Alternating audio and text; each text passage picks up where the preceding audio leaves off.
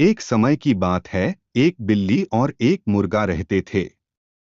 वे एक दूसरे को बहुत प्यार करते थे। बिल्ली अपनी सारंगी बजाती थी और मुर्गा गीत गाता था। बिल्ली उन दोनों के लिए भोजन लाने के लिए बाहर जाती थी और मुर्गा घर पर रहकर घर की देखभाल करता था। जब भी बिल्ली बाहर जाने के लिए तैयार होती तो वह मुर्गे से कहती, देखो तुम किसी को भी घर में नहीं आने देना मुर्गे, और चाहे तुम्हें कोई भी बुलाए तुम खुद बिल्कुल बाहर मत जाना। मैं वैसा बिल्कुल नहीं करूंगा, तुम चिंता मत करो, मुर्गा जवाब में कहता। फिर वह घर में घुस जाता और दिल्ली के घर आने तक वही रहता था। अब एक लोमड़ी ने एक बार मुर्गे को देखा और उसे लालच देकर पकड़ने का फैसला किया।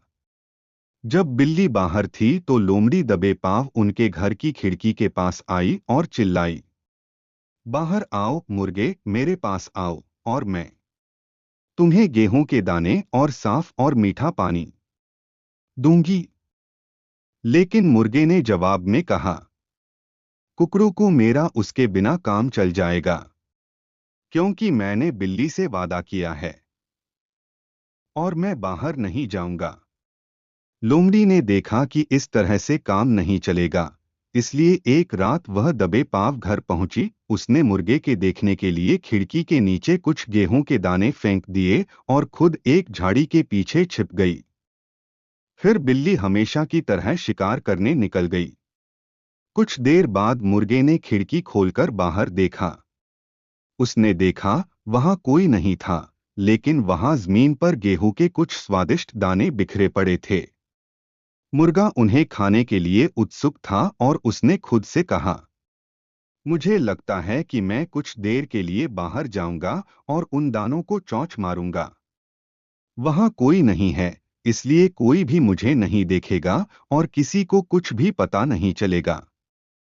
लेकिन जैसे ही उसने दहलीज पार की, लोमड़ी उसके पास तेजी से आई। उसने मुर्गे की गर्दन पकड़ ली और वो उसे लेकर अपने घर की ओर भाग गई। और मुर्गे ने बिल्ली को पुकारा है, मुझे बचा लो भाई बिल्ली, मैं प्रार्थना करता हूँ। लोमड़ी मुझे बहुत दूर ले जा रही है। उसकी झाड़ीदार पूंछ के कारण मैं रास्ता नहीं देख पा रहा हूँ। अगर तुम नहीं आओगे दोस्त, तो मेरा अंत हो जाएगा। अब बिल्ली काफी दूर थी और उसने मुर्गे की आवाज नहीं सुनी, और जब तक वह घर लौटी तब तक लोमड़ी का पीछा करने के लिए बहुत देर हो चुकी थी। लेकिन बिल्ली ने लोमड़ी का पीछा करने की कोशिश की, लेकिन वो उसमें सफल नहीं हुई, इसलिए वो घर वापस लौटकर रोने पीटने लगी। बिल्ली ने कुछ देर सोचा और फिर वो अपनी सारंगी और एक बड़ा बोरा लेकर वो लोमड़ी के घर के लिए निकल पड़ी। अब लोमड़ी की 4 बेटियां और एक बेटा था, और उस दिन शिकार पर जाने से पहले लोमड़ी ने अपने बच्चों से मुर्गे पर नजर रखने और एक बर्तन में पानी उबालने के लिए कहा था, ताकि वह वापस आते ही मुर्गे को मार सके और उसे डिनर के लिए पका सके। और ध्यान रखना, जब तक मैं बाहर हूं तब तक किसी को भी घर के अंदर आने मत देना, लोमड़ी ने कहा। लोमड़ी चली गई। फिर बिल्ली उसके घर के पास आई। वो खिड़की के नीचे खड़ी होकर निम्नलिखित गाना बजाने और गाने लगी। लोमड़ी का घर बड़ा और ऊंचा है। उसकी 4 छोटी बेटियां बहुत सुंदर हैं। और पिलिप को, उसका इकलौता बेटा, देखने में बहुत प्यारा है।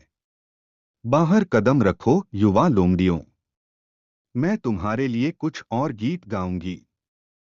अब लोमड़ी की सबसे बड़ी बेटी को लगा कि उसे जाकर देखना चाहिए कि वो सुंदर संगीत बजा रहा था, इसलिए उसने दूसरों से कहा, तुम यहाँ घर में ही रहो, मैं जाकर देखूंगी कि कौन कौन इतना अच्छा संगीत बजा रहा है। वह घर से बाहर आई और बिल्ली ने चालाकी से उसकी नाक पर जोर से मारा और फिर उसे अपने बोरे में डाल लिया और फिर से सारंगी बजाने और गाने लगी। लोमड़ी का घर बड़ा और ऊंचा है। उसकी 4 छोटी बेटियां बहुत सुंदर हैं। और पिलिप को, उसका इकलौता बेटा, देखने में बहुत प्यारा है। बाहर कदम रखो गुवा लोमड़ियों। मैं तुम्हारे लिए कुछ और गीत गाऊंगी। लोमड़ी की दूसरी बेटी यह देखने के लिए बाहर गई कि वहां कौन गीत गा रहा था, और बिल्ली ने तुरंत उसकी नाक पर जोरदार वार किया और उसे भी अपने बोरे में डाल लिया। फिर लोमड़ी की अन्य दो छोटी बेटियों के साथ भी यही हुआ। उनका भाई फिलिप को घर में बैठा रहा और अपनी बहनों का इंतजार करता रहा, लेकिन बहनें वापस नहीं आई। मुझे लगता है कि मैं बाहर जाऊंगा और उन्हें घर आने के लिए मनाऊंगा, उसने खुद से कहा, नहीं तो माँ वापस घर आने पर मेरी अच्छी पिटाई करेगी। वह बाहर निकला और बिल्ली ने उसकी नाक पर भी वार किया और उसे बोरे में डाल दिया। फिर उसने बोरी को एक सूखे मजनू के पेड़ से लटका दिया और फिर बिल्ली तेजी से लोमड़ी के घर में घुसी। उसने मुर्गे को ढूंढ निकाला और उसे खोल दिया। फिर उन दोनों ने लोमड़ी का सारा खाना खा लिया, उबलते पानी के बर्तन को उलट दिया, सभी बर्तन तोड़ डाले और फिर अपने घर भाग गए। उसके बाद से मुर्गे ने हमेशा बिल्ली की बात मानी